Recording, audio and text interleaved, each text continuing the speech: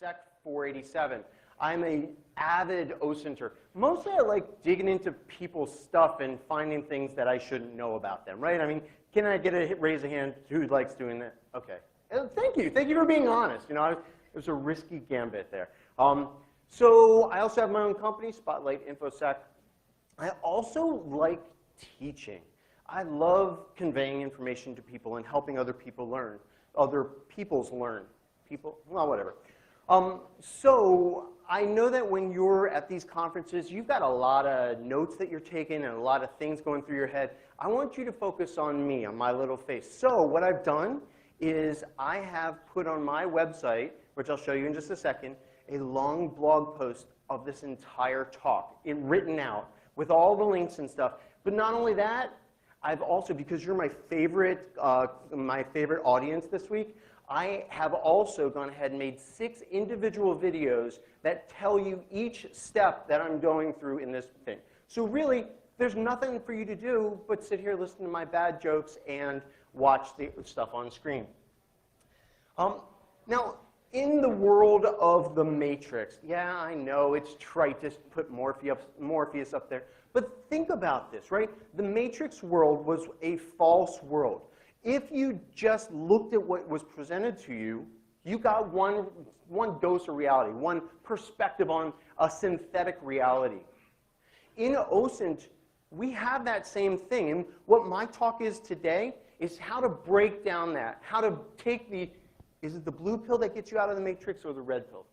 I think it's the red pill. Yeah, you take the red pill. I want you to take the red pill because if you've limited yourself to doing OSINT in a web browser, you're missing out a whole bunch of stuff. Not only that, I'm going to show you how to dig deeper within the web browser to pull extra kind of cool things out of some pages. All right? We're going to have some fun. Now, I'm taking a lot of risk here because I'm going to do this. I've got like 8 slides here, and then everything else is hands-on demo. I'm doing this live. Thanks to my colleague Mike Murr for loaning me the MiFi access point and all, so we can get on the real internet. Now, I warn you, since I'm going on the real internet and we're going to real social media sites, I can't control the videos and other things we see on the screen. So we'll pray to the demo gods that things are nice and safe. Now, what are the kinds of things that we might be missing if we are not looking deeper in our web browsers? And some of the things are here on the screen. If you've done any capture the flags, you know there's always a hidden flag in the source code of the HTML page. You right-click, view page source, and you get 5 points or whatever it is. Yeah, but there's so many other things that you can do with a web browser. I'm not going to be using any special tools for this talk. We're going to use the web browser, but we're really going to leverage the things that are built into your web browser and the access that you have to a bunch of different sites. One of the things that we do in web browsers is we look at web pages. When you visit www.google.com, the code comes back from Google, and it loads stuff in your browser, and then it renders it on the screen. Cool. We do this all the time. In fact, if you've been doing it for what's next on the agenda here at Layer 8, you've seen lots of web pages. What we're going to do is we're going to go into that source code to pull out certain interesting bits of pieces and see how we can use that within our OSINT investigations. I think we're going to have a little bit of fun with this, too. We're also going to be discussing some other terms that you might have heard but never really seen how you can leverage in an OSINT investigation. Things like XHRs, JavaScript, JSON. I'm going to break it down for you so that we dive in a little bit slowly, and by the end of it, we'll be analyzing the TikTok social media platform live. Cool? All right. Yeah, you never know what you're going to get on TikTok. There's some other things here which we may not get into depending on how much fun we have, but that's okay because there's already videos of all of this stuff on the OSINT Curious website. The reality is that the information that we are going to see today, we as penetration testers, we as security auditors have been using it to break through your networks for years, break into web applications. We've been finding these little tips, little bits of information, these vulnerabilities of information disclosure, and we exploit them in some form or fashion. Now in this room, we probably have OSINTers, we have social engineers trying to piece things together, trying to find unrelated websites, or trying to find details about some person that's posted something on some web page. I'm going to show you how we can use these same tools for that. These tools and these techniques that I'm going to show you today also are going to help you with your documentation, because if you have some dude's random dude's profile like this Ginsburg dude, and you have to collect the information on that to record it for some case that you have, you've got a heck of a lot of things that you need to record. All of those arrows will just point to one bit of information that you're going to have to document. Yeah, sure, you can use a tool like Hunchly to record it all en masse, but the reality is for a report, you're probably going to need to extract that information, and maybe, as some other people today mentioned, pivot on that. You know, do some additional searches. What I'm going to show you makes this absolutely simple to do. Moreover, when you start using these techniques, you will literally be able to boldly go where no one yeah, I told you there were going to be bad jokes, but seriously, the information that you're going to see in the page has been in your browser the whole time. You just haven't seen it. So let me help reveal the matrix to you. We're going to be looking at HTML source code here. We're going to be analyzing Google Analytics trackers and other ad trackers. We're going to dive into a little bit of APIs, not coding or anything. XHRs, JSON, unlinked web files, oh my. I'd like to pause and bow our heads for just a moment. Pray to the demo gods that this works. If you do want to take a picture, this is one of those times that I highly encourage you to take a picture. This is all the links you need. The OSINT Curious web project is a great place for you to get free information about different OSINT techniques. We have 10-minute tips. That's where the links to all of the videos for what I'm going to show you are. Also, my webreacher.com has a new blog post which has everything. And of course, the SANS class that I teach. Got it? All right, let's get into it. Cool. So we're going to start off. This is OSINT Curious. Here's the 10-minute tips. Nice. WebReacher. Here's the Layer 8 conference thing, just so you have that. Let's talk about source code, okay? This is HTML source code that comes back from the server. And yes, a lot of you have already been digging in here. Bear with me. Bear with me. There are Easter eggs out there in the world. Things that you've been missing your entire time until you start looking for it. Let's go ahead and just right-click on the page and view page source. Check that out. We've got a little ASCII art in the page, right? Isn't that cool? Somebody took the time to make ASCII art and put it in the page so that inquiring minds like ours could find it. It also says, do you like building great stuff? Check out our job postings. Cool. So if you're inquisitive, if you're looking for this stuff, and you happen to be looking at this website's source code, you get more information, and maybe you can get a job. Cool. Well, there's other sites out there like Keybase. Yeah, I love Keybase as an OSINTer. It is fabulous. But let's just look at the source code. Now, Keybase's source code, I'll embiggen it for us. It actually talks about information about how the site works a little bit. Now, this is not stuff that's going to show up in your web browser rendered content. This is secret, hidden stuff that's been there the whole time. You just have to take the time to look at it. All right, so what? There's no real OSINT in here. Let's take a look at a different site, like Flickr. The door's locked. Still locked. So Flickr also has some ASCII art there. Flickr with a little logo. Isn't that cool?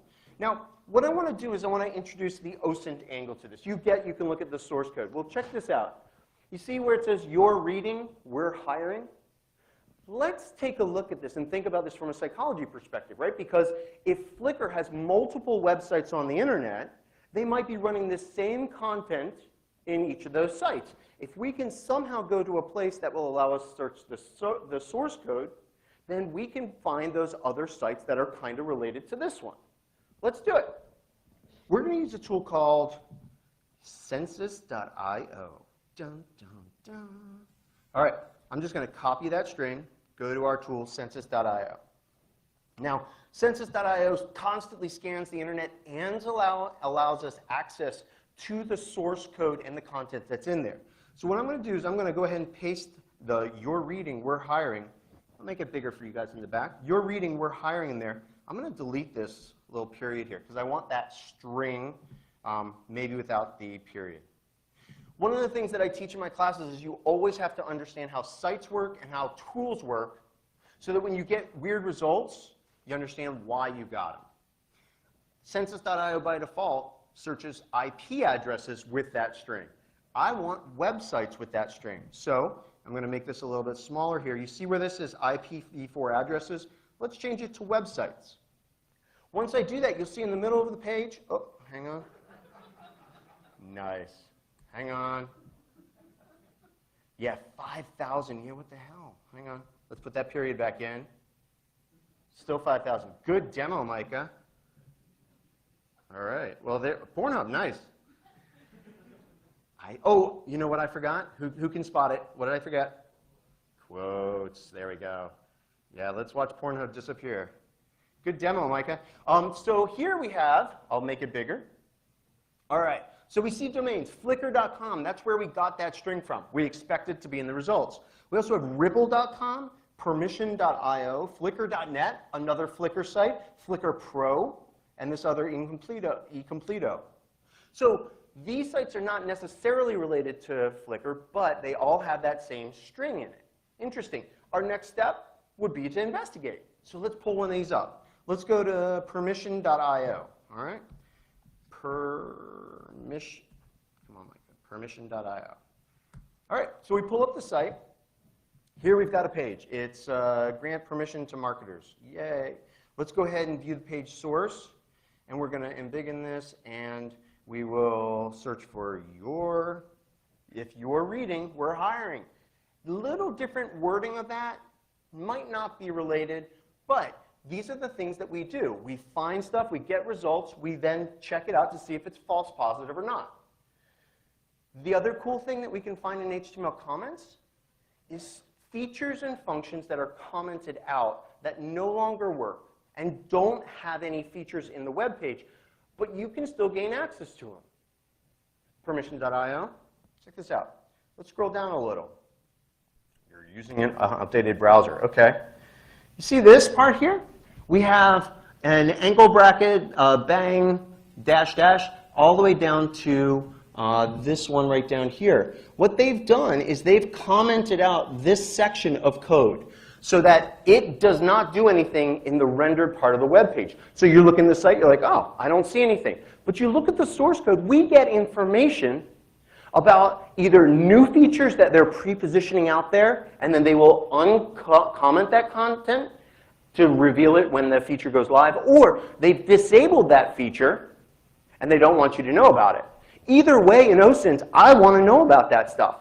Check it out. So this is a link to forum, hang on, click off, forum.permission.io.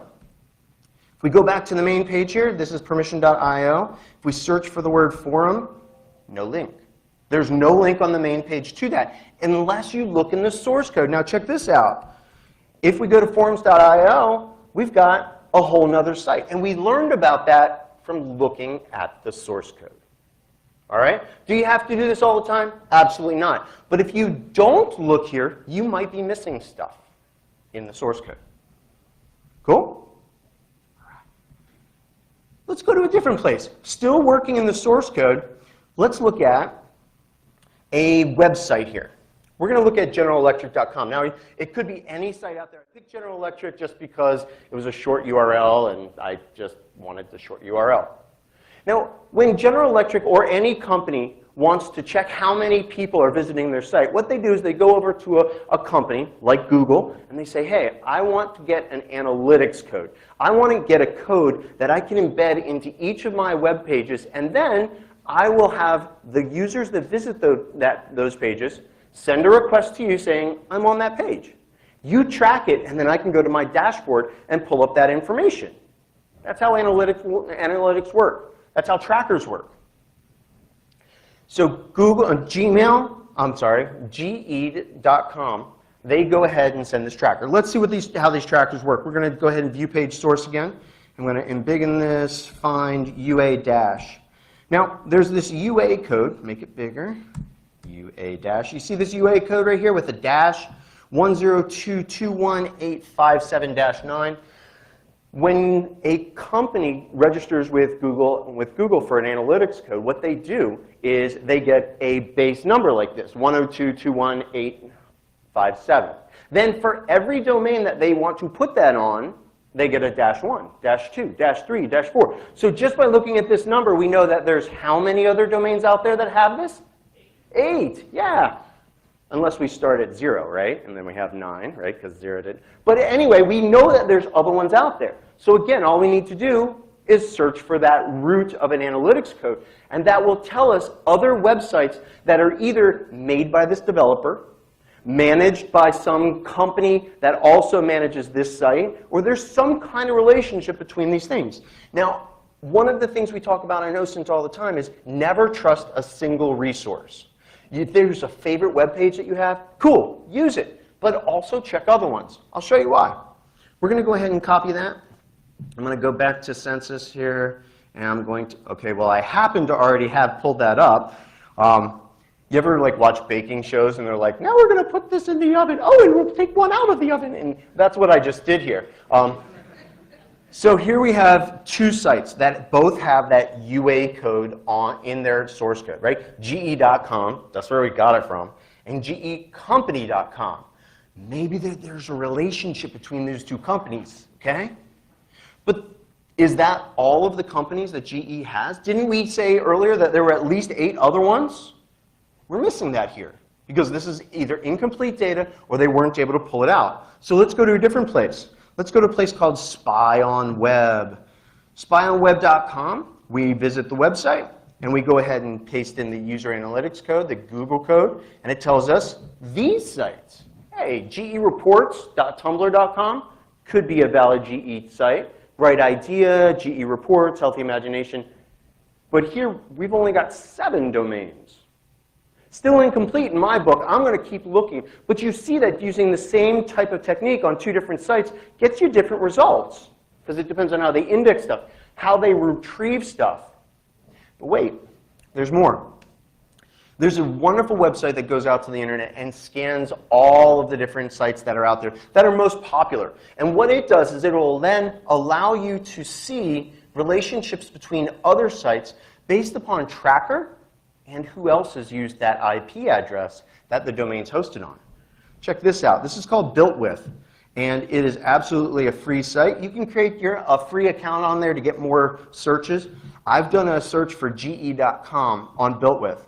And over here, I'm going to make this bigger. See, we have these tag history. I'm going to make it a little smaller. See these tag history over here? Not only will it do, I'm going to make it a little smaller so you can see that. Not only does it show us that UA code, that Google Analytics code, but there were other trackers in that page that we missed, that we didn't pull out. Just focusing on the Google ones, ignored the Facebook trackers and the other trackers that were on there that also can show us relationships between this domain, this website, and other ones out there. I'll give you a hint. You can do this with a website like Match.com and find some really interesting other domains like love.jp.com or love.aol.jp and stuff that are somehow related to Match.com, but you would never probably put those 2 domains together. And because that same person or same company is putting that UA code in all of the different domains that they own, we can tie their domains together using this technique. But wait, there's more. Yeah. Not only does it tell you that that tracker's on the page, it'll tell you when it saw it. You see on the right-hand side of the page how it's lit up these other domains? Those other domains had this tracker, and those other domains had this tracker. And as you scroll down the page, we get these tag relationships. I'm going to zoom out just a little bit so you can get the full perspective here. This is GE.com, and here's all the trackers and stuff, and the date.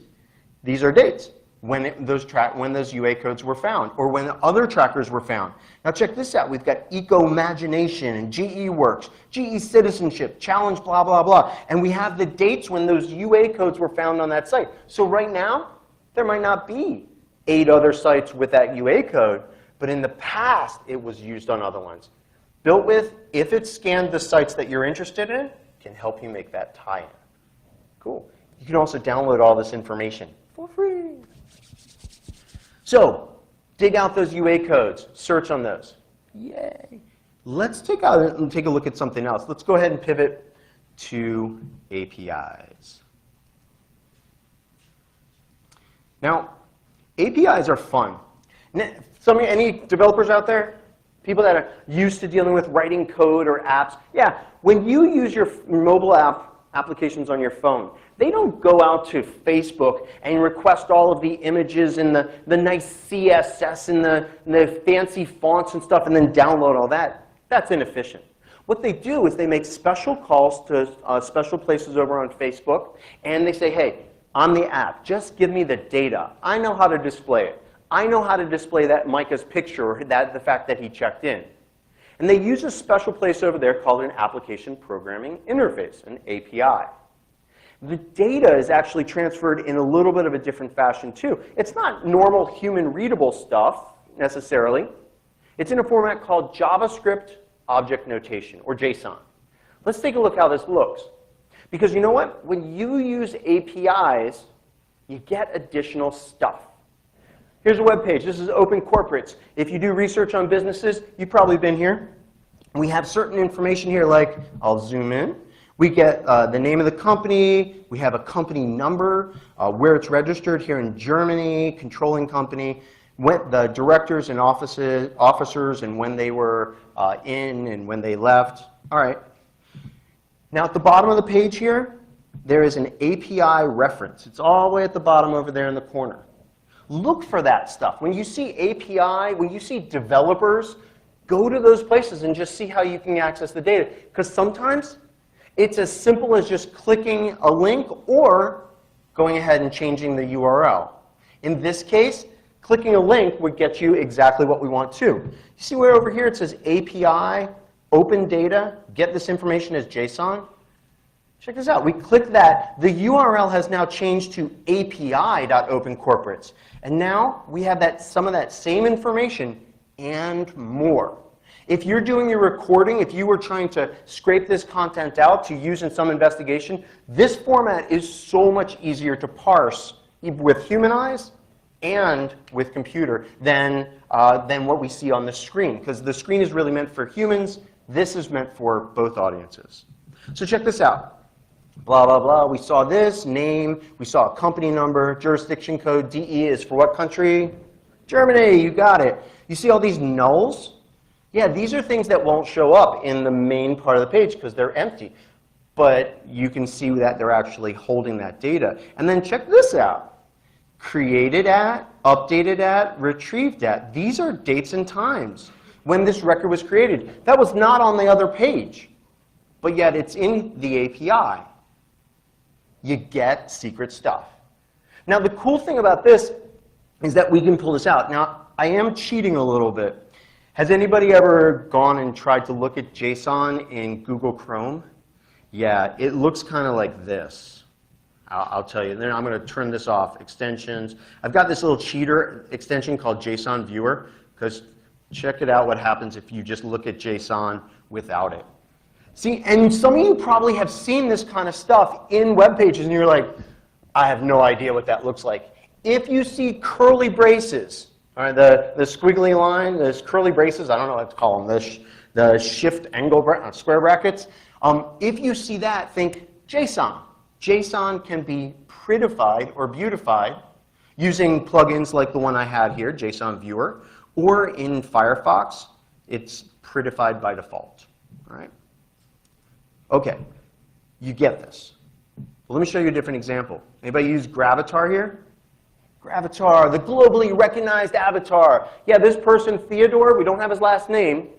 His first name's Theodore, and he's uploaded this picture. This picture can then be referenced from a whole bunch of different sites. So instead of Theodore uploading that picture to Twitter, and then uploading it to Facebook, and then uploading it to his website, what he can do is upload it to Gravatar and say, hey, Facebook, look over there. Twitter, look right up there. And he centralizes that. Makes things really easy to do. All right. So here we have certain pieces of information that are of interest to us for OSINT. We've got an image. We can right-click on that and reverse image search. We've got this other information, like a little bio over here, existentialist. We've got his name, first name. Whoop, sorry, clicked on that. We also up here have a nickname, Fyodor. All right, we take a look at that too. Does anybody see the word JSON in the middle of the page over here? Yeah. Being OSINT curious is about clicking shit. Yeah, you know how we tell our users don't click shit because it's going to protect you? Well, we protect our browsers and our systems such that we can click shit. And when we do, check out what happens. We get JSON. Oh boy, it's in a weird format, but you can understand how it looks. Look at this. We get an ID, a unique identifier for this record. If you're in law enforcement, this is awesome. That hash right there, because I understand how Gravatar works, that hash is a MD5 hash of Fyodor's or Theodore's email address that he signed up for this service with. So if I were to go ahead and guess, are you at fyodor@gmail.com, I could make an MD5 hash of that and go, hey, this hash matches that hash. Now I got his email address. You see how this goes? But wait, there's more. By the end of this, I want some there's more. All right, as we scroll down, we've got more information here. Preferred username, Fyodor, yada, yada, yada. And here we have an interesting section. I don't know if you can read this in the back, but remember how his name is Theodore? Check out what his given family and formatted name are. That is not displayed in the rendered page view. But if you just click the JSON, which is one more step, you get more stuff. Be inquisitive. Click on shit. This is the fun part of OSINT. At least for me it is. Cool? Yeah. All right, cool. APIs. Now there's a whole bunch more with APIs that we could get to, but that's way beyond the scope of just what's in my browser and how I can get access to it easier. Let's check out some fun stuff. My buddy Technazet, technazet.com, she runs this great OSINT resource. It's a start.me page. And what it does is it has a whole bunch of links to different OSINT resources. Many of you are probably familiar with OSINTframework.com, Justin Nordine's awesome project. Well, Technazet has one little different format. Now, you know what? When I was first looking at this, I'm like, hey, I kind of want to scrape all these links. You know, I want to put them on my special site, maybe inside of the firewall, and I want to take what she's done and kind of make it my own. I mean, not publish it my own, not steal her data, but I want to harvest it. So I want links to all of her stuff in there. Or let's just say I just want to look at some of this. Let's just take a look. So if I right-click on this page and view page source, I should be able to see any of this content. That's what we saw with Flickr and stuff, right? So if I have select a category at the top, we'll just take that. I'm going to go ahead and right-click on the page, view page source. There's the page source, find, and paste. It's not on the page source. But yet it's on the page. I saw it on the page. You saw it on the page. The way that this works is by understanding how websites work nowadays. It used to be, when I was a kid, that we had a static web page, you loaded the page, all your content came up, and you were happy with it. But nowadays, there's all these advanced things with your browser making these requests off to servers behind the scenes to continually load data into your browser without you requesting it. These are called XML HTTP requests, or XHRs. Let's see them in action. So this is the website.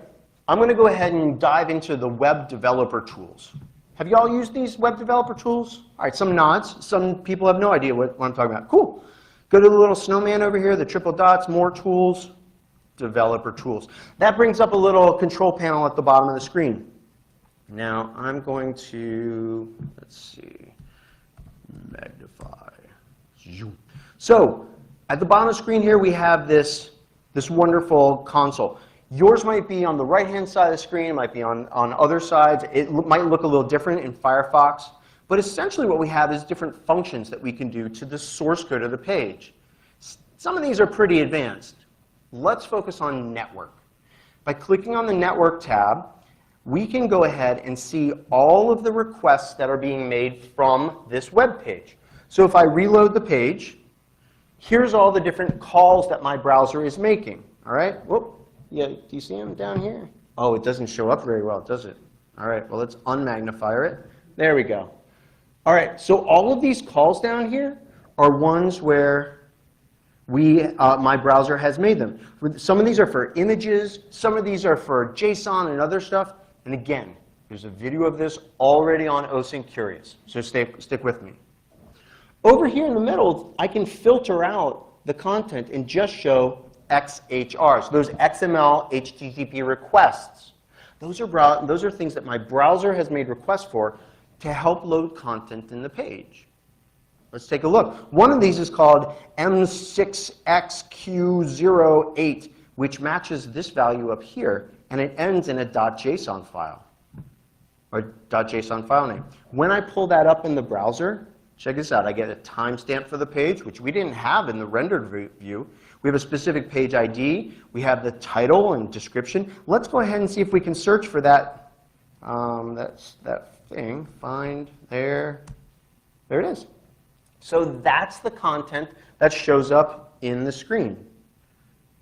So this content here is JSON formatted. It's name and value pairs. You see, ID colon that, and there's curly braces.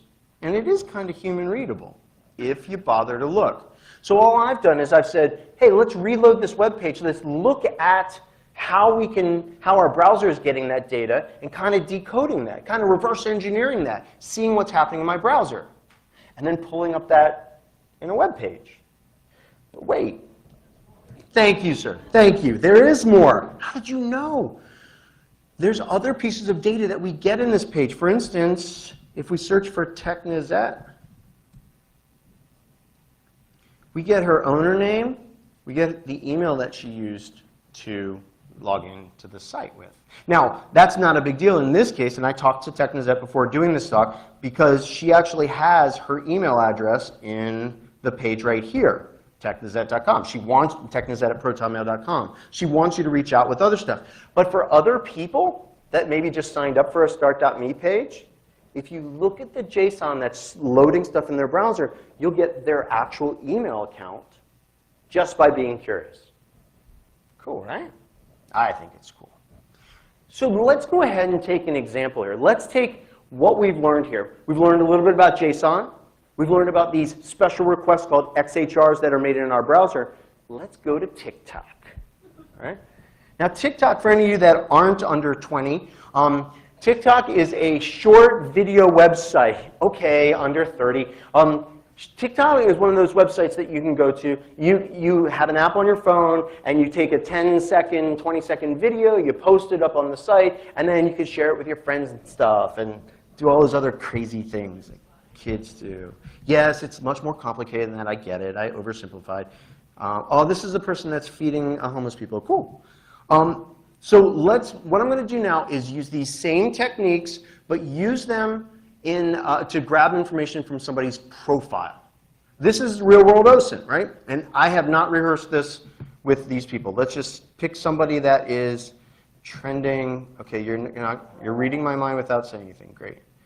So this is a person this is a post. Let's go to his profile. Here we've got that. All right. Oh, come on. Stop. Pointing and clicking is hard. There we go. Okay, we have his profile page. Now, remember how I told you that there's stuff in the source code of the page that doesn't get shown on the big page here? Check this out. How many fans does this person have? 1.3 million, 9.6 million hearts, right? What if we could pull the actual number out of the source code? Let's check it out. Let's right-click, view page source. Oh, that looks challenging, right? That would be intimidating to many people. Let me give you a little tip. All the juicy stuff is in a place, and again, this is in the blog and in the URL in the video. If you type init_props, you get this JSON section. I'm going to get bigger. Init props. Here's a curly brace. All you have to do is take all this stuff here, and we go down and look for that end curly brace. Keep going. There we go. See that script there? I know from experience that's the end. we copy it. Now that's really ugly JSON. We can't just paste that in a web browser. So what we need to do is find a translator tool. There's an amazing translator tool called CyberChef.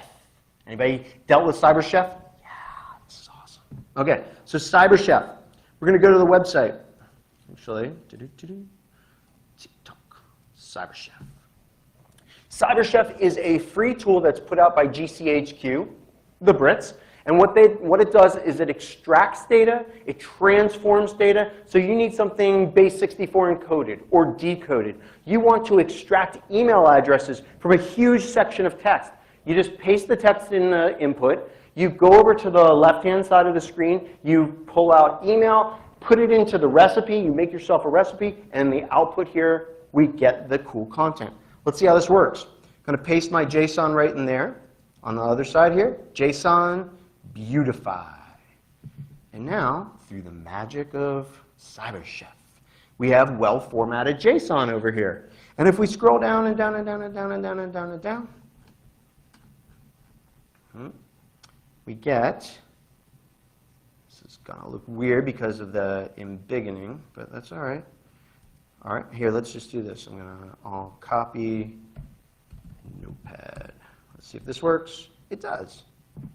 Cool. All right, we're going to find user. No, of course you can't find user. Hang on.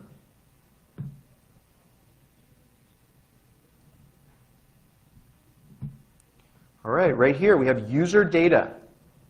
Make this a little bit bigger. Now, one of the first things we need for identification of people is their unique identifier on the site. We have a long number right after his user ID, and we have right after the user ID parameter.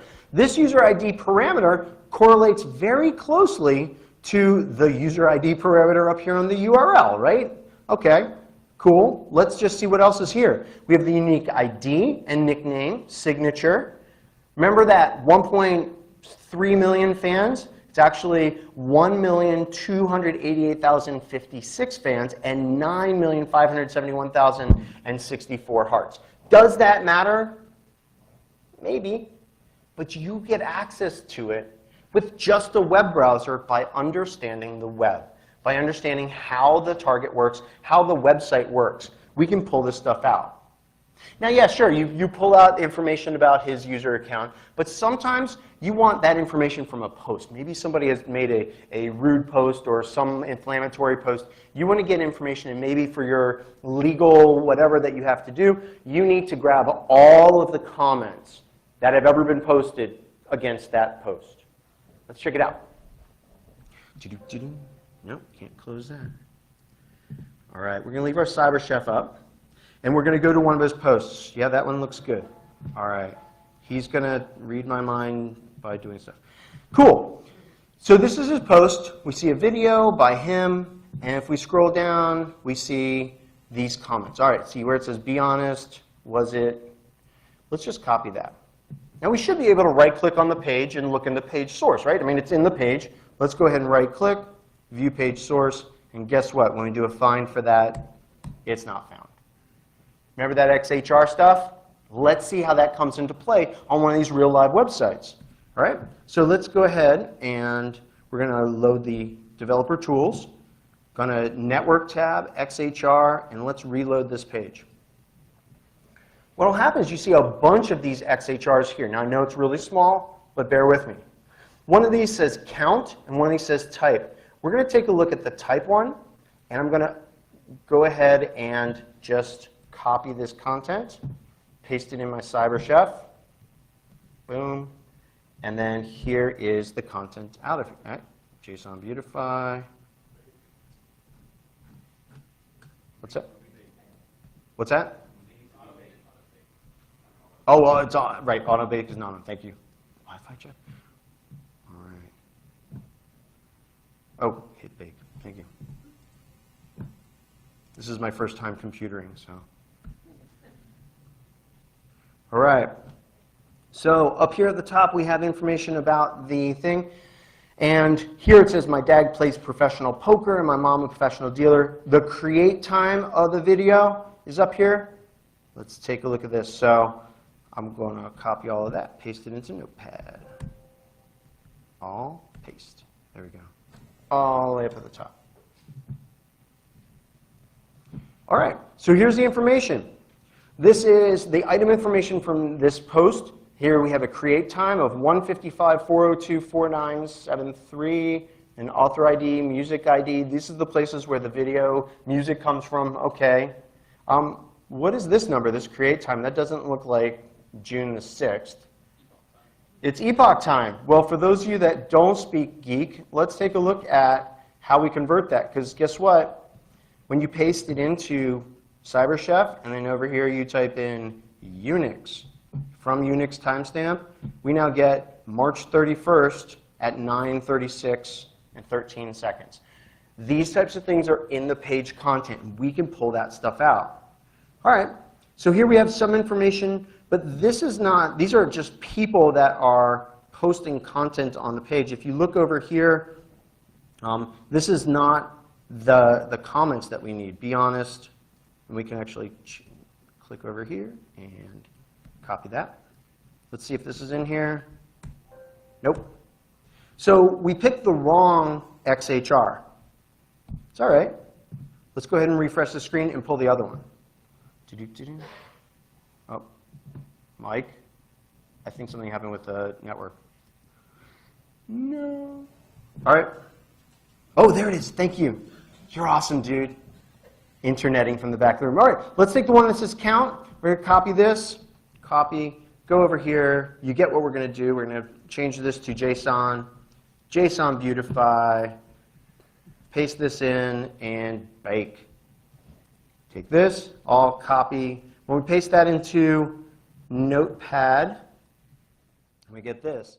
Oh my God, was yellow. Everyone's reading my mind. See that? Be honest. Was it hit or miss?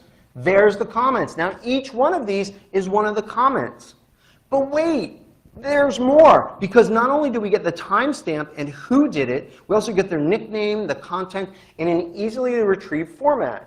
And we get other information. Remember, if you ever tried to do OSINT, have you ever tried to do OSINT and do like reverse image searches? And you're like, oh, I want to take, hang on, this person's profile picture right here. Sean, I guess Sean DM. I want to do a reverse image search on that profile picture. If you do a reverse image search on that profile picture, what are the search engines going to tell you? It's too tiny. Yeah, poor resolution. But in the page source, it tells me that there's other versions of that. Like you see this, let's see, this is, be honest, hit or miss. You see, let's see, over here. Each one of these gives me a different resolution of that picture. So copying this, cover's larger, copy.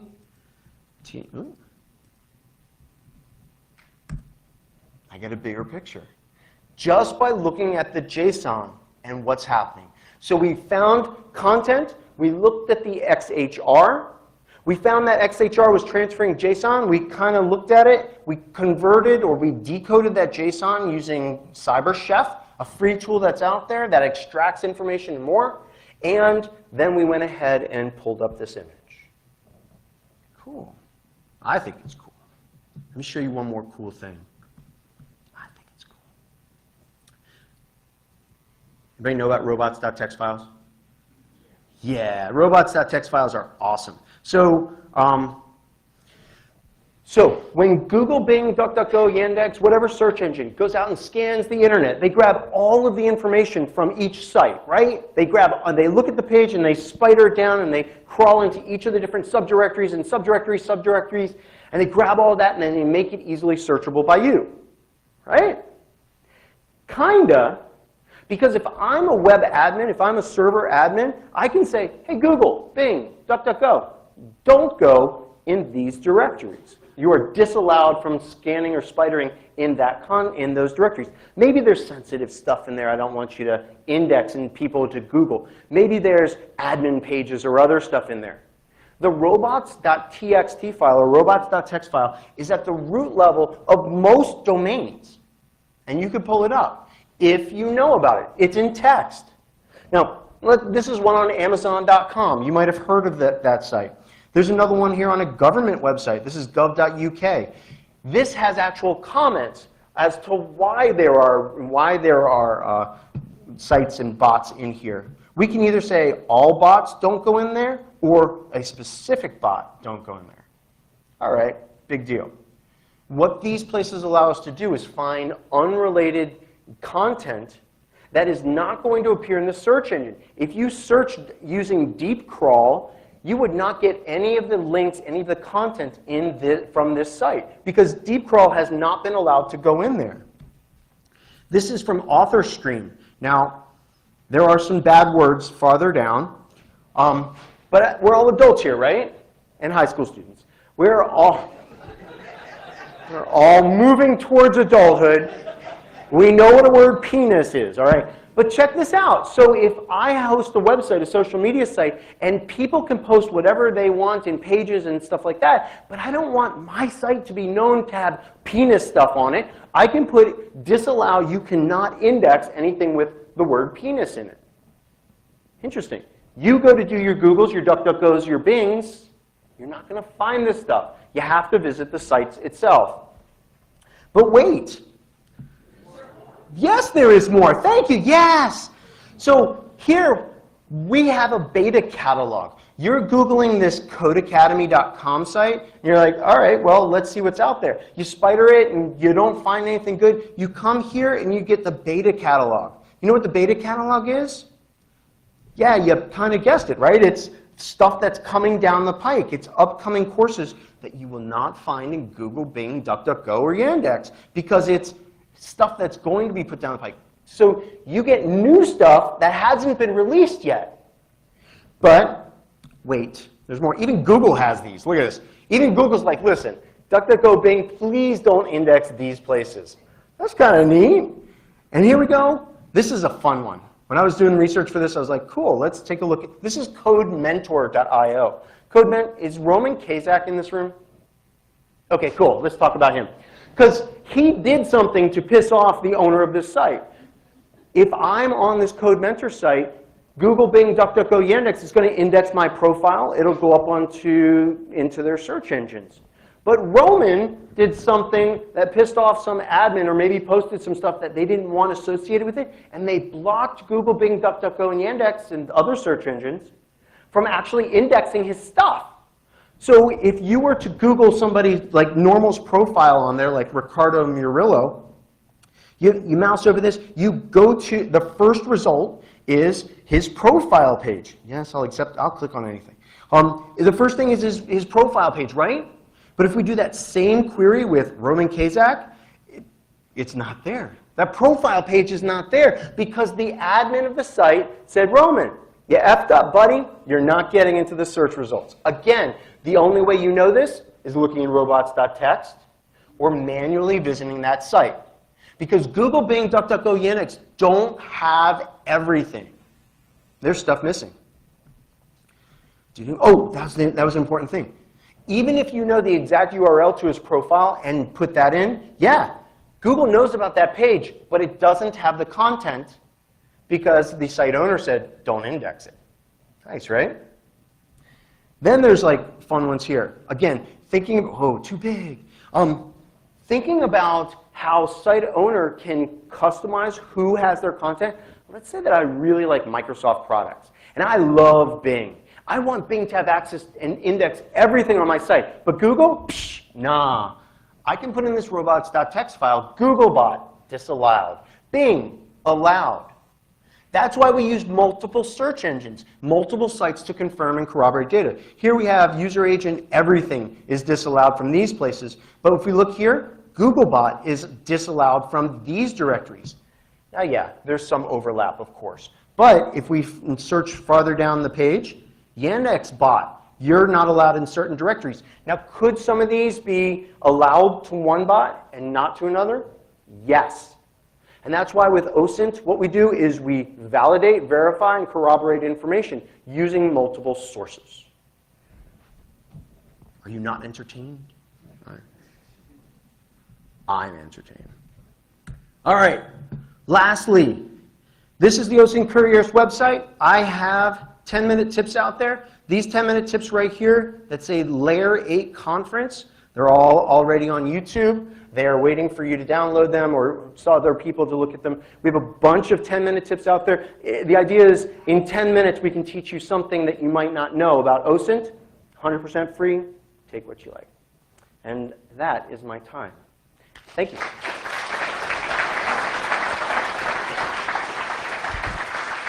Oh, I do have, if you want OSINT Curious stickers that look like this little one right here, I will have them and I'll meet you out there so that the next presenter can come up here. All right? Thanks.